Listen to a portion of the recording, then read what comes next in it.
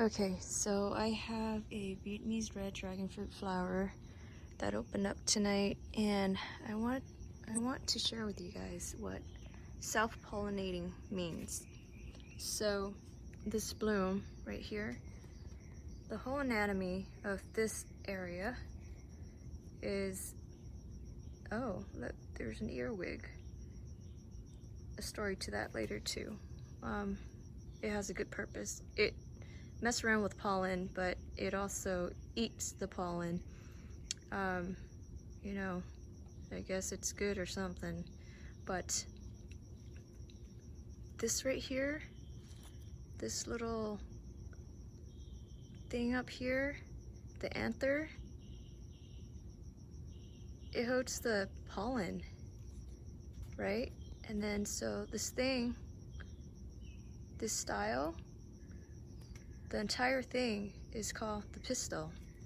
So up here is the stigma, and then the style, and then down underneath, down deep underneath is the ovary.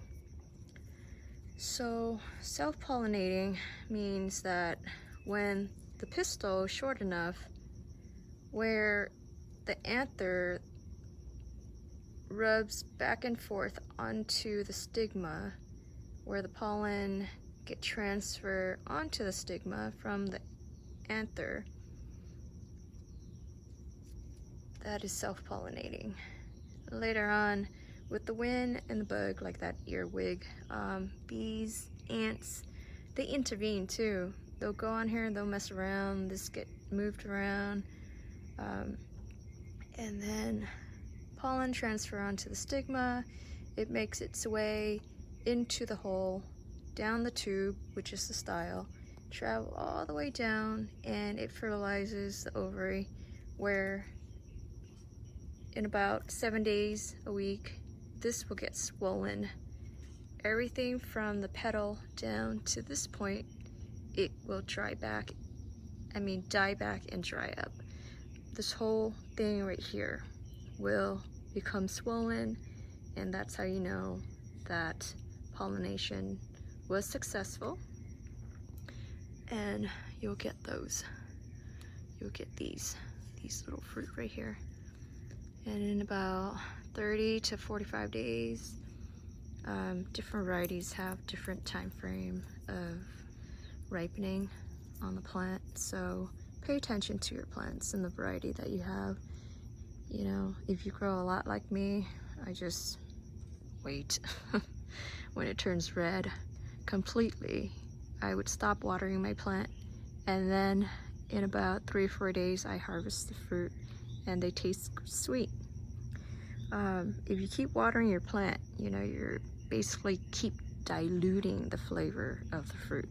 So when you're ready to harvest, wait 3 to 4 days, stop watering those 3 or 4 days, and then harvest the fruit afterwards. And then after that, you know, you can continue to water maybe a few more days, but if you have another fruit coming, do the same thing if you want it to be sweet.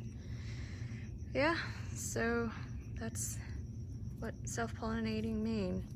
When the anther rubs onto the stigma, transferring the pollen onto the stigma, and then pollen travels all the way down into the hole, down the tube, the style, into the ovary, which is all the way down there.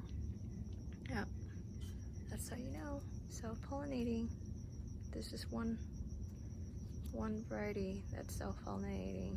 There are others. Just pay attention to your plant. And when it is not self-pollinating, it is when the pistil is longer. It will be like up here, and the stigma will be up here, far away from these guys.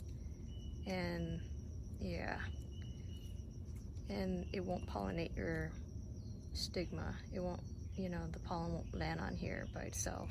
So the bugs, wind, the bees, or us, we transfer the pollen over. Yeah, that's it. And when the pistil is longer there are some varieties out there that have self-fertile, meaning self-fertile pollen, meaning you can use pollen on that plant to pollinate itself to set fruit by transferring the pollen onto the stigma. And then there are some varieties out there where you can't use the pollen from that same plant to pollinate itself, and it won't set fruit. So that's called sterile, self-sterile. Yeah. Oh, there you go. Self-pollinating is what it looks like. You know.